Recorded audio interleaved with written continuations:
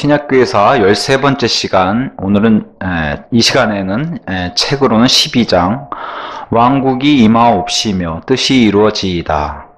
사실은 이 구절은 예수님이 이 땅에 지상재림하셔가지고 펼쳐지는 청년 왕국, 메시아 왕국을 간절히 구하는 기도의 내용인데, 결국에는 이 일을 사람 힘으로 이뤄낸 게 바로 로마 제국, 로마 카톨릭이라는 거죠. 우리 성경대로 믿는 사람들은 분별력을 굉장히 중요시 생각합니다. 사람 눈에 보이기에 아무리 선한 것도 하나님의 선과 비교해 봤을 때 아니라면 과감히 버려야 하는 것이고, 자, 이 교도들의 눈, 세상 사람들, 안 믿는 사람들의 눈에는 평화와 번영, 너무 좋아 보이죠. 그죠? 우리 올림픽 때 이렇게 손잡고 막 그냥 강강수월래 하고 손에 손잡고 얼마나 좋아요. 사람들 보기에 이렇게 평화로운 시간이 있나. 근데 그건 사람이 만들어내는 거고, 결국에는 예수 그리스도 안에서 구원받아서 예수 그리스도 안으로 들어가서 그 안에서 하나가 되는 게 중요한데, 그래서 우리가 그냥 단합인가, 그냥 화평인가, 아니면 예수 그리스도 안에서의 화평인가, 이런 게 중요하죠. 이런 것을 나눠서 볼 수 있는 것을 이제 분별력이라고 얘기를 합니다. 자, 그래서 이런 것들을 암흑시대 안에서도 이런 것들을 좀 우리가 찾아서 좀 보자는 거예요. 이 안에서도 어떠한 하나님의 것이 있나, 아니면 어떤 것이 이렇게 성경적으로 봤을 때 악한가. 그래서 러커 목사님 다시 한번 정말 암울한 시대고 말 그대로 암흑시대인데 그나마 그 안에서 찾을 수 있는 긍정적인 면이 무엇인가를 이제 좀 찾아 들어가기 시작합니다.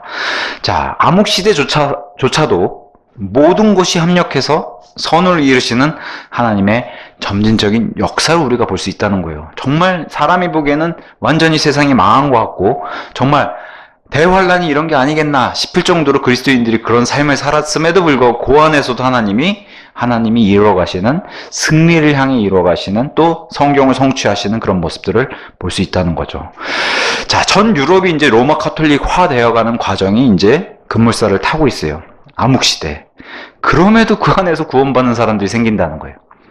그죠? 마치 전쟁터에서의 사랑이 피어나듯이 그런 것들을 볼 수 있고, 또 유럽의 로마 카톨릭은 그들과 직접 물리적인 전쟁을 벌였던 많은 그런 아리안이라고 하는 족속들이 있었는데, 그 중에 이제 대표적인 게 이제 게르만족이 되겠죠. 근데 게르만족이 침입, 이런 전쟁을 통해서 본의 아니게 하나님의 방향처럼 동에서 서쪽으로 믿는 자들 역시도 이런 전쟁들 때문에 쫓겨가는 그런 모습을 보였는데, 이게 복음의 순서, 또 하나님의 그런 계획의 방향하고 맞아떨어져 가는 모습을 볼 수 있었다는 것이죠. 또 지난 시간에 우리가 살펴봤던 수도원제도, 비성경적인 모습이 훨씬 많죠.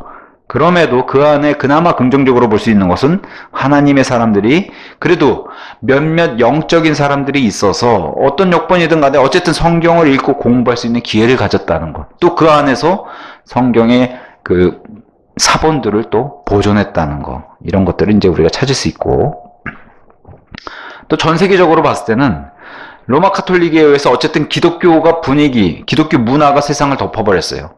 흉내는 냈고 모방은 했지만 기독교 분위기가 이교도들과 심지어 야만족들에게도 영향을 미치다 보니까 세상이 덜 야만적이 될 수 있었다. 로마 카톨릭의 그런 기독교적인 영향으로 해서, 사실 이 시대에 그래서 많은 문학작품조차도 기독교 영향을 받은, 소위 말해 그래도 하나님이란 단어, 예수님이란 단어, 이런 구원이란 단어들이 나오는 그런 문학작품도 나올 수 있게 된 게 바로 로마 카톨릭의 기독교 문화가 세상을 덮은 영향이다, 이렇게 얘기할 수 있습니다. 아이러니하게도 참 뭐랄까요, 이 어거스틴이라고 하는 로마 카톨릭의 교리 아버지 어거스틴, 또 러커 목사님이 싫어하는 이 현대 교회 사가 중에 대표적인 기독교의 아버지라고 하는 필립 샤프, 이 두 사람은 사람의 전적인 타락을 믿어요. 이 두 사람은 그럼 아담의 전적인 타락을 믿는다는 건데, 그럼에도 불구하고 이들이 믿는 사람의 힘을 통해서 이 땅에 세우고자 하는 자신들의 왕국, 예수님이 세우시는 게 아니라 우리 손으로 해보자. 그 어거스틴은 후천년주의자의 대표주자가 됐었고, 필립 샤프는 무천년주의자의 대표주자가 돼요. 우리 손으로 해보자.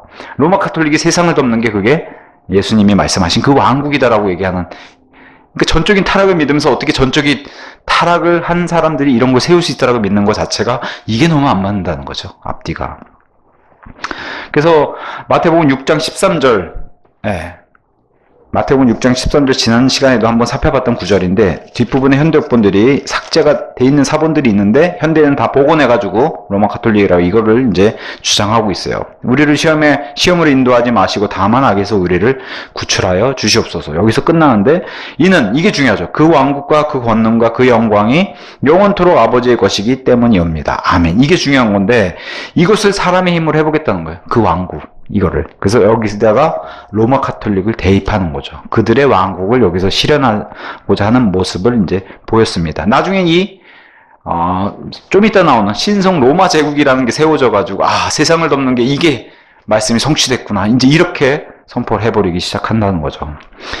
그럼에도, 크리소스톰, 아니면 지난 시간 마지막에 성 패트릭 같은 사람들이 있었다는 거예요. 여전히 이런 암흑시대에조차도 그래도 성경대로 어떻게든 믿어보려고 했던 그런 사람들. 그래서 성 패트릭의 선교 활동으로 인해서 많은 정말 그리스도인을 낳았다는 거예요.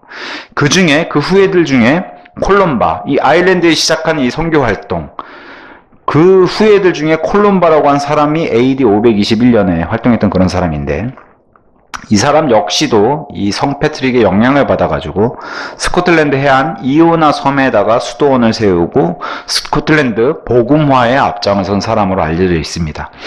이들의 특징은 많은 선교사들을 길러내가지고 온 세상, 자기 주변부터 시작해서 온 세상에 이 선교 파송을 한 걸로 유명한데, 그 중에 이제 잉글랜드 남부, 노르망디, 벨기에, 독일, 덴마크로 가서 많은 선교 활동을 할 수 있는 그런 선교사들을 많이 배출해냈다고 전해집니다.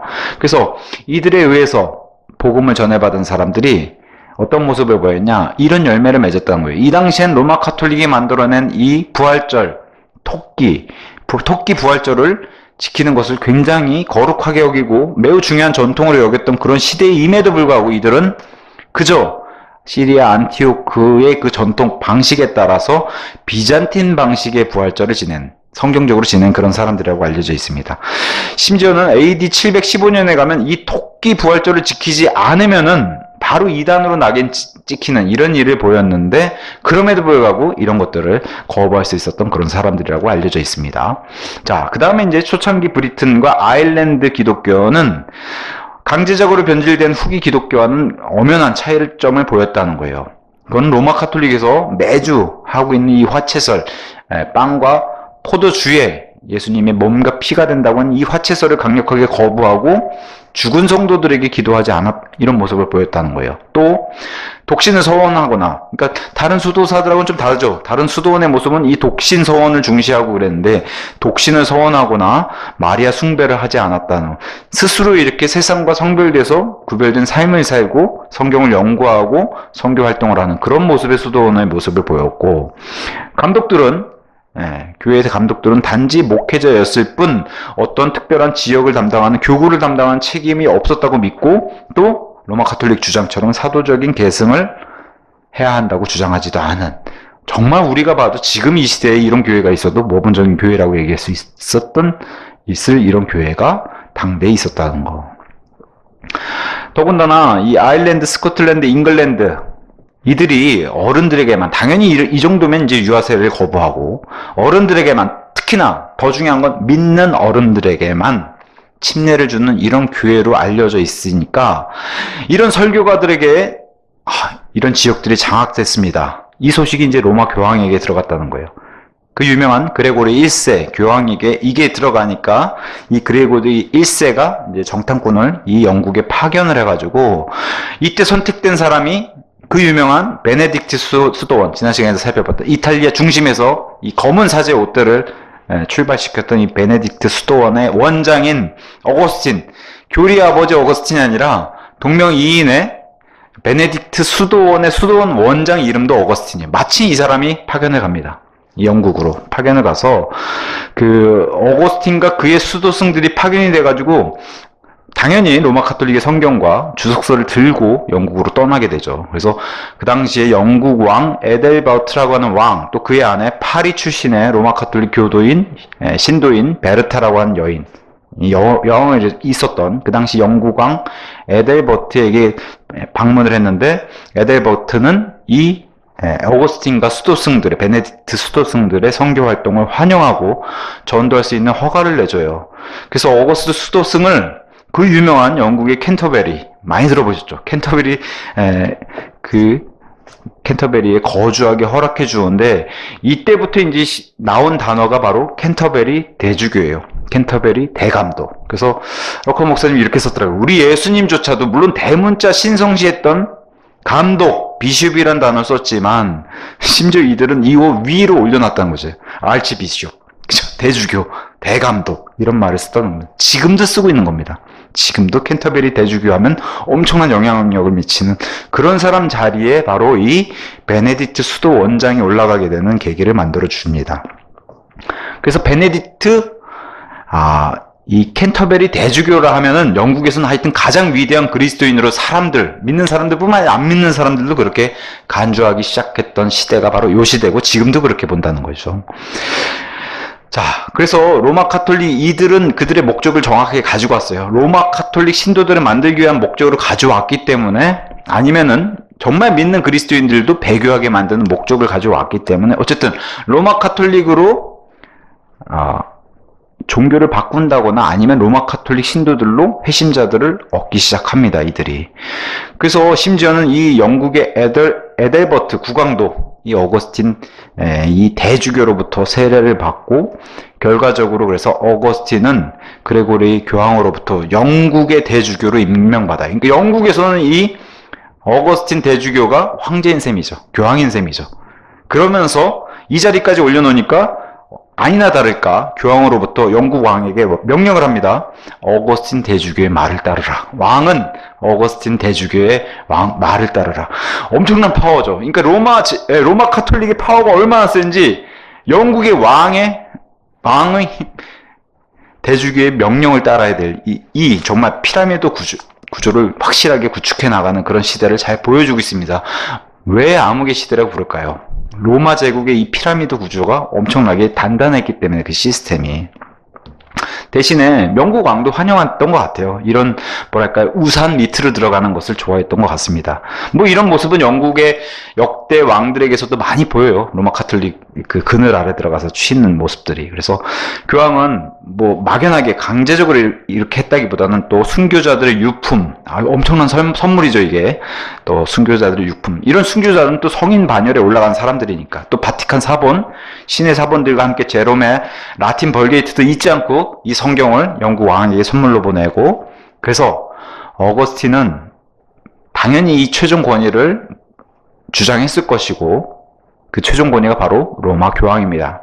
처음에는 이 시작이 전통과 사도신경 이런 것들이었어요. 근데 점차적으로 그들의 목적은 똑같죠.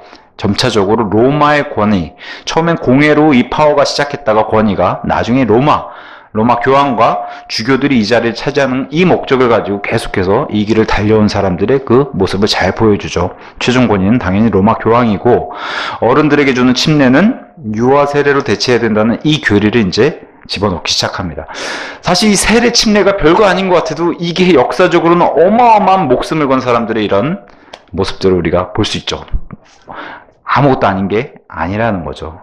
근데 참 이 당시에 이 영국인들이 글쎄요, 이 브리튼과 아일랜드 이 기독교의 설교가들이나 아니면 이 믿는 그리스도인들이 정말 생활을 잘했거나 행실을 잘 보였거나 아니면 잘 가르쳤거나, 이 당시 영국인들이 엄청난 반발을 했다고 해요. 그래서 어거스틴은 일단 대주교의 교리를 거부한 일이 발생을 했고, 이 당시에 심지어 이러니 이 어거스틴 수도원장, 이 대주교가 어떤 일까지 벌였냐, 은사주의자들을 동원해가지고 묘기를 부려서 장님을 고쳐 눈을 뜨게 하는 이런 모습까지, 뭐 지금으로 따지면 신사도 운동처럼 막 이런 일을 벌인 거죠.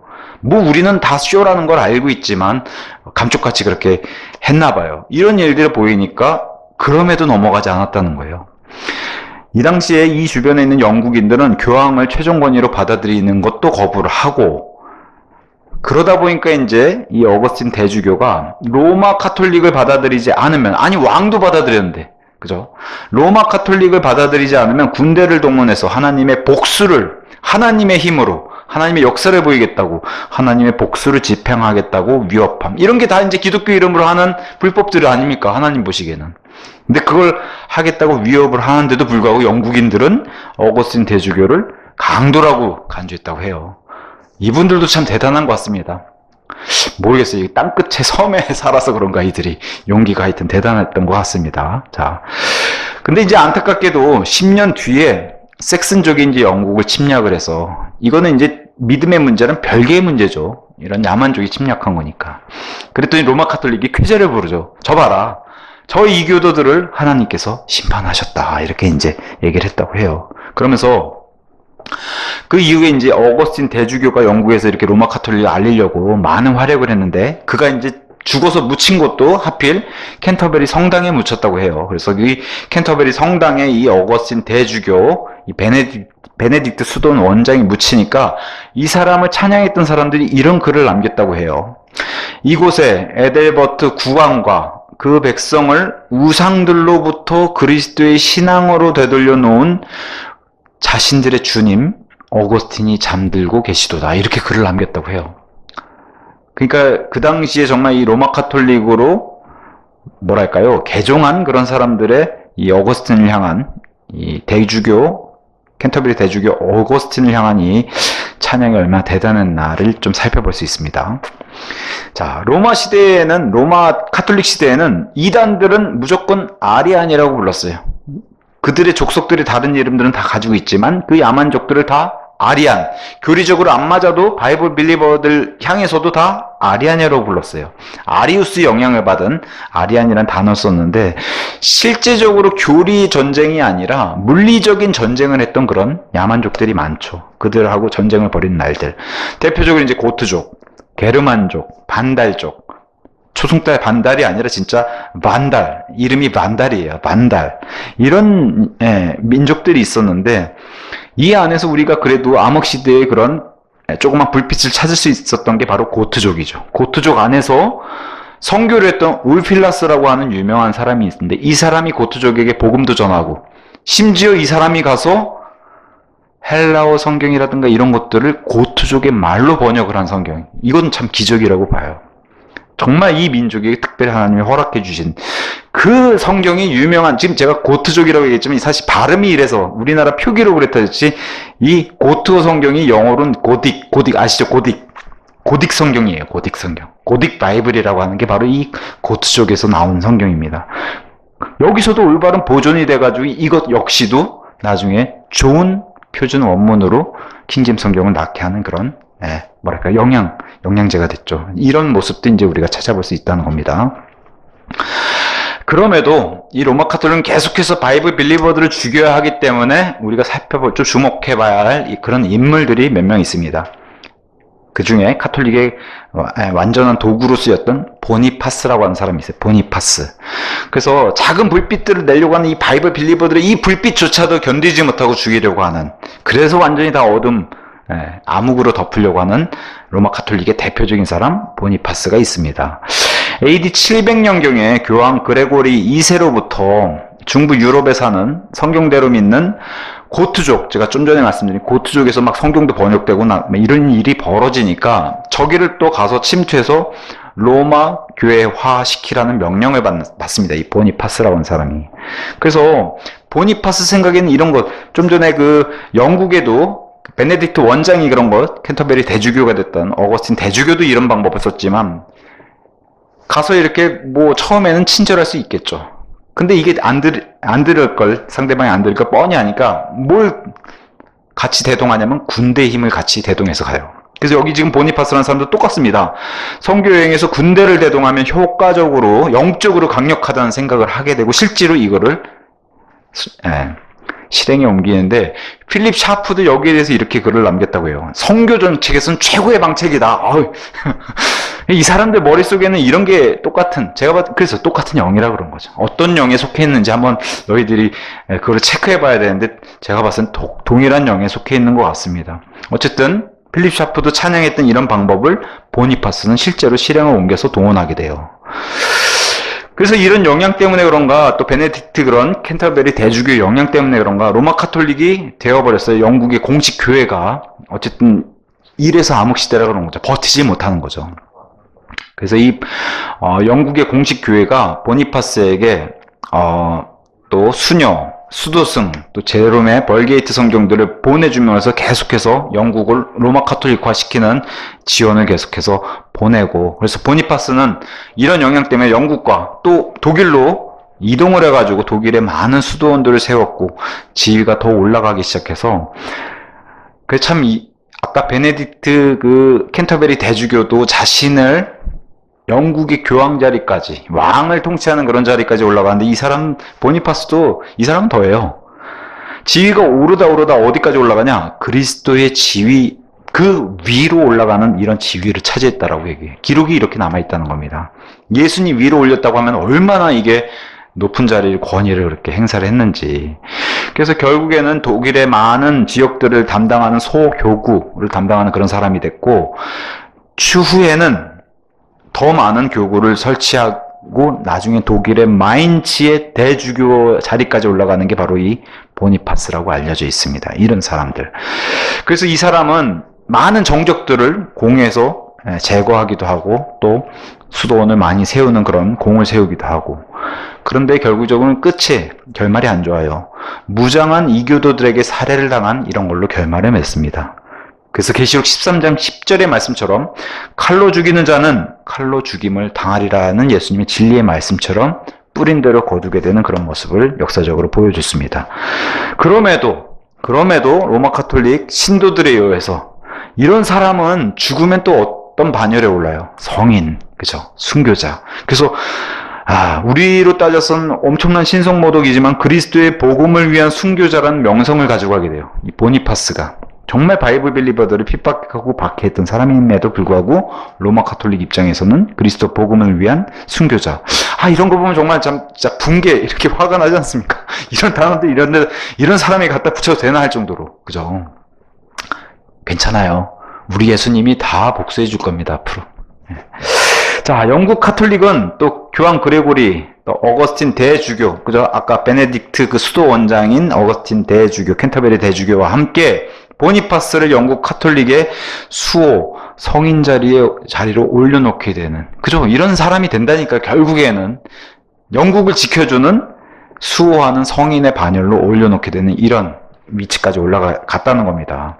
그래서 1875년 교황 피오 9세는 독일과 영국의 모든 카톨릭은 두 나라가 모두 1875년이면은 19세기인데 그 당시에 19세기에 독일과 영국 모두 로마 카톨릭 국가가 되게 해달라고. 독일에는 여전히 루터교가 있고 영국엔 성공회가 있잖아요. 이 자리를 만만치 않으니까. 근데 로마 카톨릭이 두 나라를 다 다스릴 수 있게 해달라고 자신들의 수호 성인인 보니파스에게 공식적으로 기도하라고 지시를 한 게 바로 19세기 말에도 이렇게 이루어졌다고 합니다.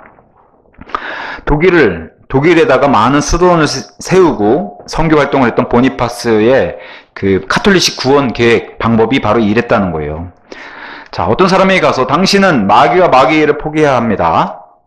그러한 일, 거짓말, 증오, 도둑질, 악한 일, 얼핏 들으면 좋은 거죠. 이런 거 하면 당신은 천국을 상속받지 못합니다. 그럴싸하잖아요. 이거 성경 말씀인 것 같고.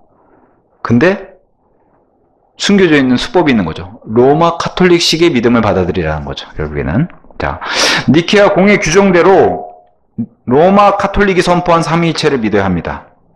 사실 아무리 좋은 교리라고 해도 이 믿음을 강요하는 것 자체가 하나님의 방법은 아니에요. 그죠? 하나님의 방법은 항상 선택, 자유의지, 이게 하나님의 방법인데 역시나 강압적인 이런 모습 보였고, 아니면 이걸 믿지 않는다 해도 적어도 그런 식으로 믿는다고 고백은 해야 된다. 이게 이제 보니파스의 이제 선교 방식이었다는 거예요. 믿는 척이라도 해라. 이거 아닙니까? 믿는 척이라도 해라.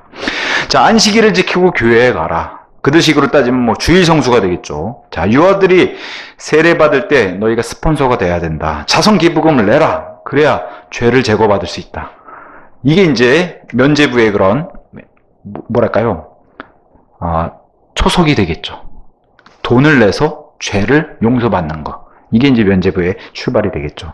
그 다음에 이제 크리스마스 시즌에는 불순한 것들을, 모든 것들을 금해라. 심지어 부부관계마저도 금해라. 이런 거 참 무당들도 좋아하는데요. 무당들도 구판 벌리기 전에 이런 거 하거든요.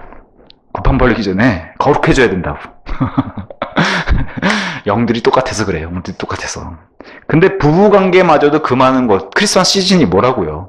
이런 것들이 전혀 성경적이지 못하는, 그러니까 사람들이 얼마나 무지하고 또 얼마나 이 거짓 성경 교사들이 얼마나 이렇게 눈을 가리고 귀를 막고 잘못된 것을 가르쳤나. 이것을 성경은 소경을 인도한다. 이렇게 이제 얘기를 했던 것이죠. 자, 그 다음에 또 대단한 인물, 샤를마뉴 대제. 엄청난 인물입니다. 프랑스에. 암흑의 도구라고 제가 이제 표현해놨어요. 768년에서 814년까지 활동했던 샤를마뉴 대제.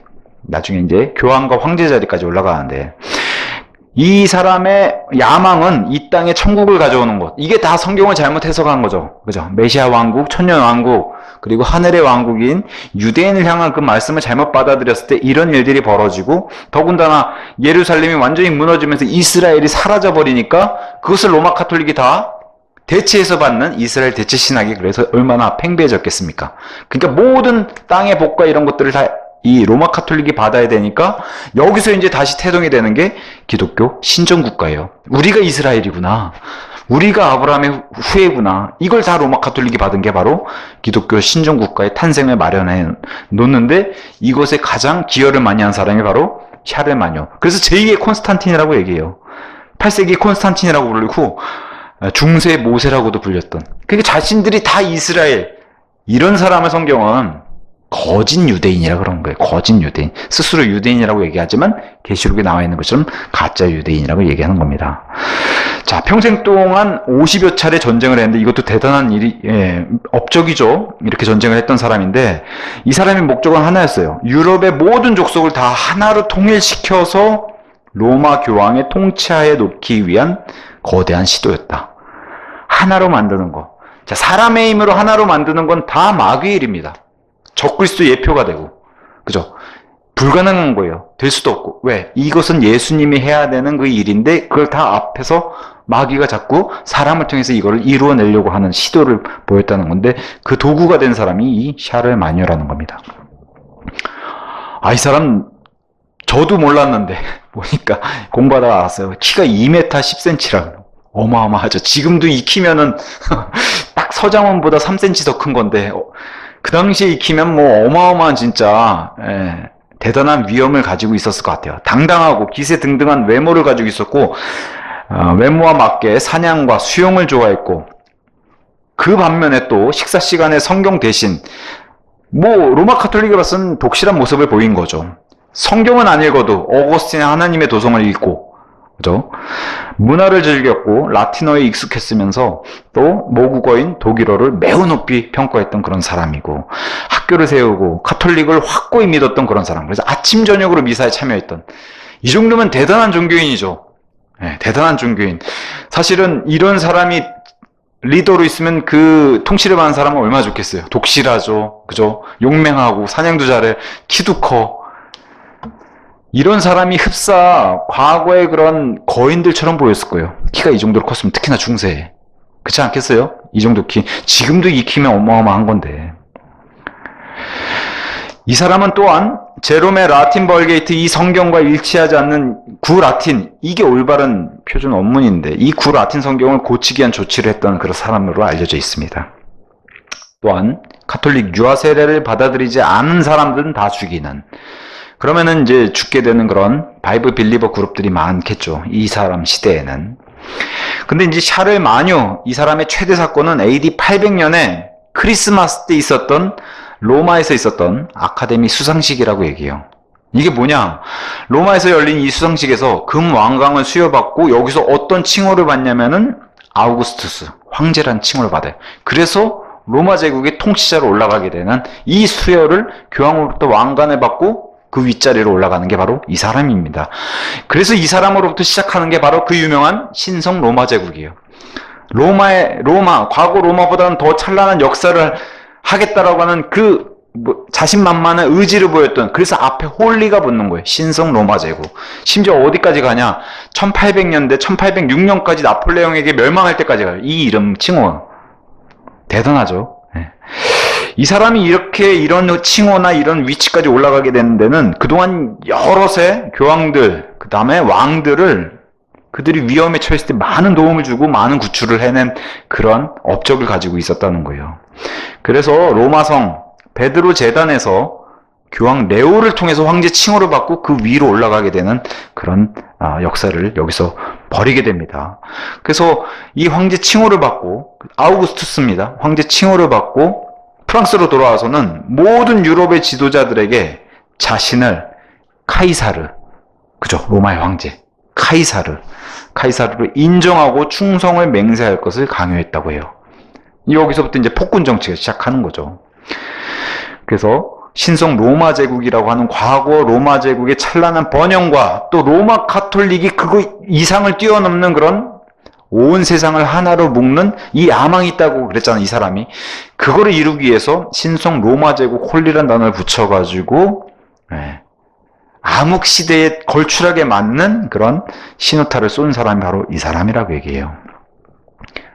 이 사람은 얼마나 통치했냐? 약 14년을 통치합니다. 800년부터 814년까지. 그래서 이것을 통해서 마치 어거스틴이 과거에 이런 일이, 예수님이 오시기 전에 우리가 이 세상을 하나로 만들어서 이렇게 다스리면 예수님이 오실 것이라고 하는 후천년주의가 성취한 것이라고 봤어요.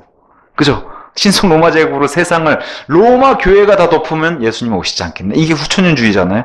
그래서 마치 이게, 그래서 오늘 제목이랑 맞는 거예요. 하늘에서 이루어진 것 같이 땅에서도 이루어지라.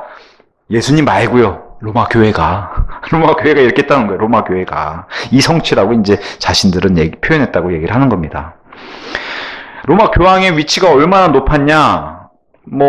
일전에 교황을 통해서 베네딕트 수도 원장이 캔터베리 대주교가 돼가지고 영국 왕을 따르게 했던 그 명령처럼 이 이후에 샤를 마뉴 대제 이후의 교황들은 어느 왕국을 어느 왕이 다스려야 할 것인가를 다 결정하는 그런 권리를 갖게 돼요.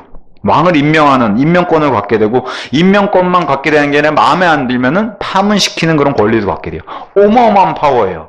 이 정도면 진짜 어마어마한 파워입니다.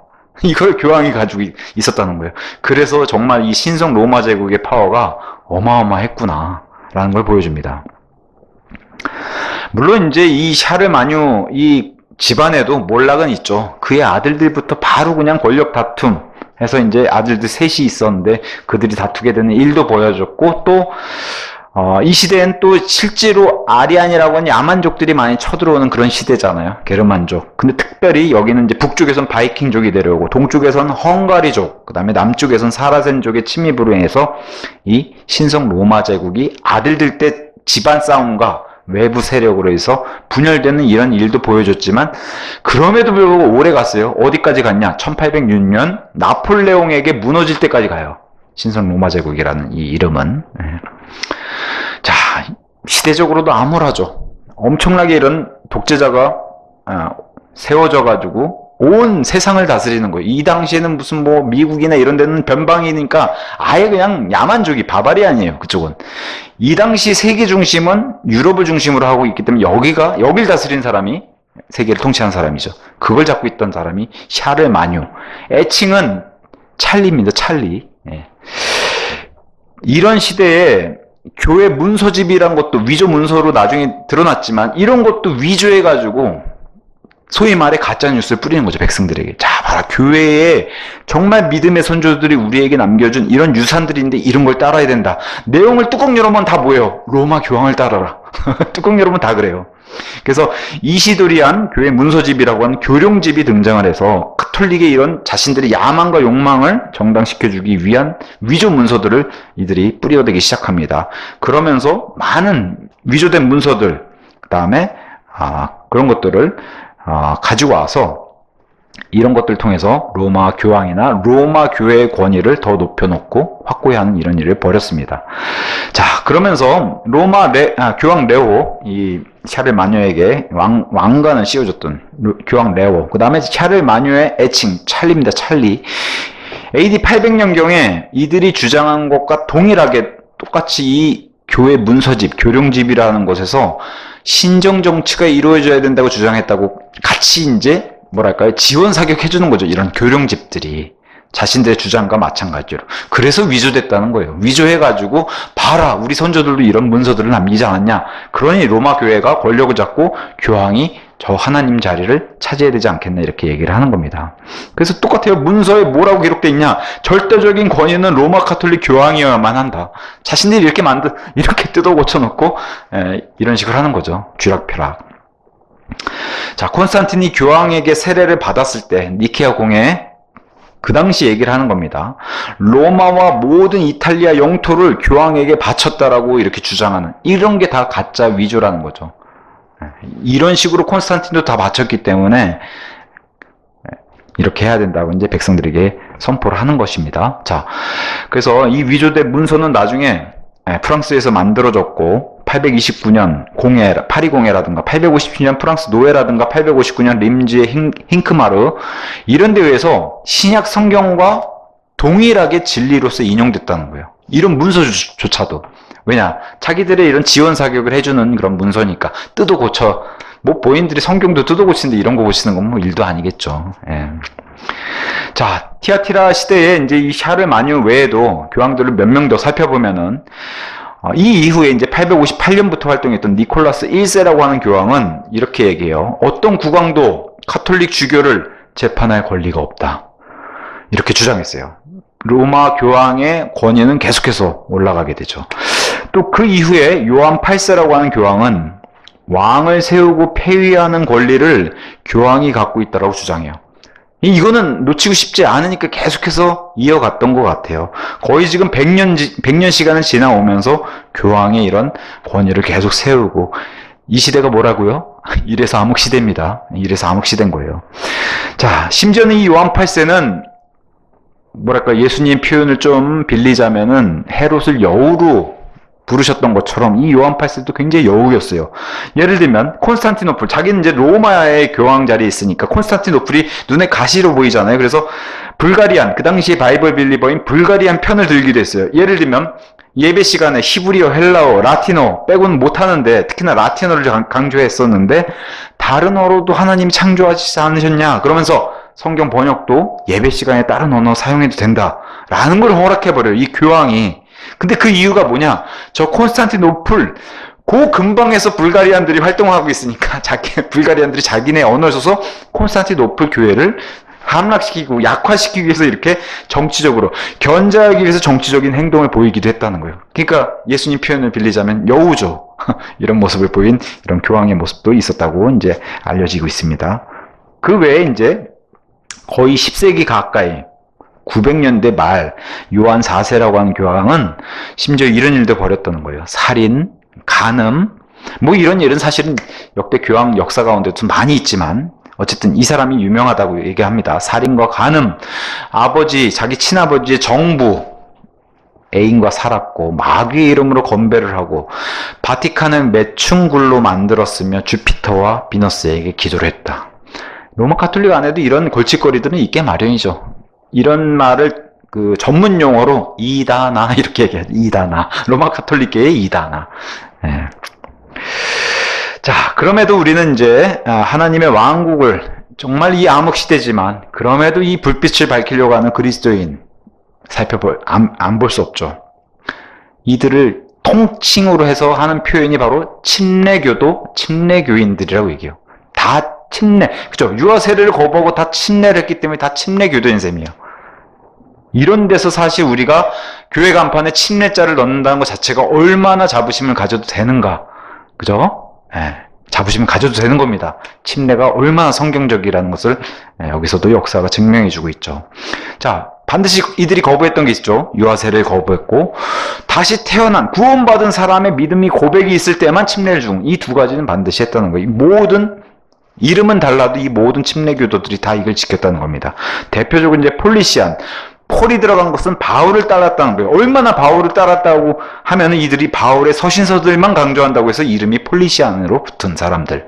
거기에 바울이 들어간 겁니다. 앞에. 그래서 이들이 하도 골칫거리니까 로마는 그 당시 유명한 마니키안이라고 하는 이단들을 여기다 갖다 붙여서 니들 마니키안이랑 동일한 존재들이야 해서 이단을 연결시켜서 폴리시안을 이단으로 몰았어요.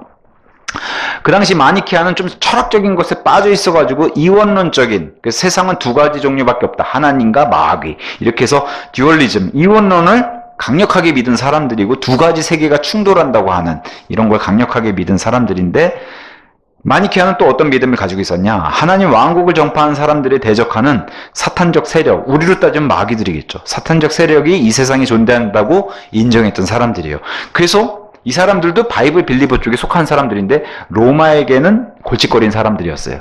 이들을 그냥 다 싸잡아서 같이 이단으로 몰고 싶은 거겠죠. 폴리시안도. 그래서 마니와 그의 추종자들은 의외로 이들이 고백하는 것은 신구약 성경이 영감을 받았고 하나님의 영감을 받았고 그리스도는 동정녀 처녀 탄생했으며 인간의 육신의 모양을 입은 하나님이시 그분이 내려오신 분이 예수님이라고 얘기하고 그분이 죽었다가 장사되었다가 다시 사셨다라는 사실을 믿었다. 이건 뭐 너무 성경적이지 않습니까? 근데 로마 교회에서는 이런 사람들이 위험한 사람들이죠. 자, 그래서 이런 마니키한 사람들이랑 엮어서 얘기했는데 폴리시아는 그래도 일부분은 좀 기분이 나빴던 것 같아요. 그래서 자신들은 공개적으로 이런 마니키안의 어떤 철학적인 추론 이런 것은 우리는 비난한다. 하지만 마니키안의 일부의 저런 믿음의 고백은 동일하게 생각하기도 하고 다만 본인들은 바울의 서신서를 따르는 사람들인데 마니키안을 부르는 것은 자기들은 기분이 좀 나빴던 것 같아요. 자, 이 당시에 이제 폴리시안도 이단으로 몰렸던 이유가 있죠. 폴리시아는 공개적으로 카톨릭 교회의 수장, 교황이겠죠. 이 사람을 거짓 예언자, 사탄이라고 이렇게 불렀던 사람들이고. 그러니까 폴리시아는 굉장히 목숨 걸고 믿었던 사람들이라고 이렇게 볼 수가 있겠죠. 또 로마 카톨릭이 주장하는 그런 성경적인 것을 일부 부인했어요. 그들이 성경적이라고 주장한 것을 폴리시아는 부인했어요. 또 교회의 성직 제도라든가 이런 거 거부하고 미사, 성체성사 이런 거 거부하고 유품, 십자가 숭배 이런 거 거부했던 사람들이 폴리시안이라고 알려져 있습니다. 로마 교회를 머리로 섬기지 않아서 이들은 로마에서 붙여준 이 멋있는 호칭이 있어요. 머리 없는 자들이다. 얼마나 멋있습니까? 저도 여기 계신 분들도 이런 호칭을 좀 들었으면 좋겠어요. 로마를 섬기지 않는, 세상을 섬기지 않는 그런 면에서는 머리 없는 자들이다. 얼마나 멋있습니까? 이렇게 불리게 됐던 사람들이 바로 폴리시안이라고 알려져 있습니다. 그래서 이들은 심한 로마 교회에 당연히 왜 박해가 없겠어요. 그래서 심한 박해를 피해서 불가리아, 발칸 산악지, 또 이탈리아 북부, 유고슬라비아 이런 데를 피신해 가면서 이름이 변합니다. 이탈리아에서는 파테리니, 카타리라고 불렸고 프랑스로 옮겨가서는 불가리안, 그 다음에 퍼블리칸, 알비겐스 이런 좀 알만한 이름으로 불리게 됩니다. 지역을 이동하면서 이름이 바뀌게 돼요. 이런 사람들이 이제 폴리시안이라고 얘기하고 그 다음에 또 유명한 그룹 중에 하나가 이제 노바티안이죠. 4세기의 카타리라고 불리는 노바티안. 그래서 이 사람들도 왜 이단으로 몰린지에 대한 이유가 이렇게 명확합니다. 모든 사람은 침례받기 전에 믿음에 의해 은혜로 구원받는다고 가르쳤다. 너무 당연한 거지만 로마 카톨릭엔 치명적이죠, 이게. 또한 구약의 율법은 신약교회의 실행을 위한 교리가 아니라고 가르쳤다. 이것도 유대인에게 속한 거니까 맞죠. 오직 지역 교회만을 인정했어요. 그러니까 로마 카톨릭의 저런 교단 형성은 거부한 그런 사람들이라고 얘기하고 또 유아 세례는 이단이라고 공개적으로 얘기하고 그렇다 보니까 로마 교회로부터 이들이 쓴 글들이나 책들은 증오 문학이다. 자신들을 증오하는 헤이트, 요새 말하는 혐오죠, 혐오. 극혐한다고. 증오 문학으로 낙인 찍고 이들이 쓴 글과 책은 금서로 이렇게 로마 교회로부터 지정을 받게 된 너무 멋진 뭐랄까요? 이 땅에서의 토큰, 징표가 아닌가 생각이 들어요. 하나님의 징표. 이런 로마 교회로부터 이런 걸 받았으면 정말 이 사람들은 천국 가서 엄청난 상을 받겠구나 그런 생각이 듭니다. 그 다음에 그 외에 이제 왈덴스, 카타리, 알비겐스 이런 사람들인데 다 똑같아요. 유아세를 거부하고 예수 그리스도에 대한 믿음의 고백이 있을 때까지 심지어 어른들조차도 침례를 주지 않고 AD 325년에 했던 니케아 공회를 받아들이지 않고 근데 이 시대의 그런 시대상을 보세요. AD 500년경만 해도 유아세를 거부한 교회나 목회자는 사형에 처했어요. 이런 거를 정면으로 그냥 부딪혀서 믿음의 그런 행위를 보였던 사람들이고 또 그러니까 이 유아세를 거부하는 것은 AD 413년에 테오도시우스 이런 교황이나 아니면 AD 789년에 샤르마뉴 아까 그 대제 이런 사람들이 해서 전체 제국의 공식 법령으로 아예 유아세를 이렇게 공표로 했는데 이런 것들을 맞섰 사람들이 바로 이런 사람들이라는 거예요. 또 AD 800년경에는 로마 교황과 대주교의 권위를 거부하는 지역교회나 목회자는 신성 로마 제국에 아예 신성 로마 제국에 속해 있는 군대에 의해서 공격당하는 그런 시대가 바로 샤를마뇨, 이 찰리의 시대인데, 신성 로마 제국 시대에 이런 시대에도 불구하고 나는 그렇게 못하겠습니다. 죽으면 죽으리라. 그죠? 유명한 그 말씀처럼 이런 사람들이 바로 그런 사람들이고, 그리고 실제로 그런 군대에 그 높은 권력도 존중해가지고 맞서지 않고 도망가잖아요, 다. 도망가면서 이름이 바뀌잖아요. 카타리, 블라시안, 그죠? 와일덴스, 알비겐스 이렇게 바뀌잖아요, 지역에 따라서. 이런 사람들이 이 깜깜한 암흑 시대에도 있었다. 작은 불빛들로. 하지만 신성 로마 제국의 그리고 세상 시선에서는 마치 로마 카톨릭이 세상 왕국을 다스리는 그런 왕국이 임한 것으로, 성취된 것으로 보였지만 그렇지 않다는 거예요. 그 밑에 정말 이게 예수님 말씀하신 좁은 길이잖아요. 너무 좁은 길, 그죠? 너무 좁은 길을 이렇게 걸어왔던 이런 사람들을 보면서, 참 진짜 정말 대단하다라는 생각이 들고, 그 안에서 일하신 하나님의 역사가 정말 대단하다. 그런 생각이 듭니다. 그래서 제가 마지막 결론으로 지금까지 이 수업 시간에 계속해서 이 이름들을 걸어내는데 오늘은 좀 느낌이 좀 다르시라고 이렇게 생각이 들어요. 그래서 이 이름들을 제가 쭉 우리 믿음의 침례 선조들이에요. 다 이름들을 쭉 거론하고 마치도록 할게요. 자, 자랑스러운 침례 교도들의 이름은 다양하지만 다 침례 교도들입니다. 퓨리탄, 보고마일, 리오니스트, 보도파, 폴리시안, 마니키안, 프리실리안, 사벨리안, 아리안, 노바티안, 도나니스트, 부르군디안, 불가리안, 알비겐스, 와일덴스, 파테린, 카타리, 퀘이커, 재침례파, 경건파, 침례파, 세대주의자, 근본주의자. 이 사람들 천국에 가서 지금 이 시간에 나는 퀘이커파입니다. 나는 도나니스트파입니다. 천국의 그 수많은 증인들이 박수 쳐주지 않겠어요? 고생했습니다. 이 암흑시대 동안조차도 우리 주 예수 그리스도를 증거한 사람들이다. 참 너무 멋지지 않습니까? 그래서 이런 사람들의 이런 역사, 피를 흘려준 역사가 있기 때문에 저와 여러분이 정말 편하게 믿음 생활할 수 있는 거고 정말 좋은 성경을 우리 손에 가질 수 있게 되는 겁니다. 감사하죠, 하나님께. 그리고 이 사람들의 이런 믿음의 이런 발자취와 여정도 잊으면 안 되겠다. 글쎄요, 저는 요새 계속해서 이 모습에 저를 대입해 보면은 이게 가능한 일인가 저는 모르겠습니다. 자신도 없고요. 하여튼 정말 대단한 믿음들이다 그렇게 생각이 듭니다. 오늘 여기까지 하고 마치도록 하겠습니다.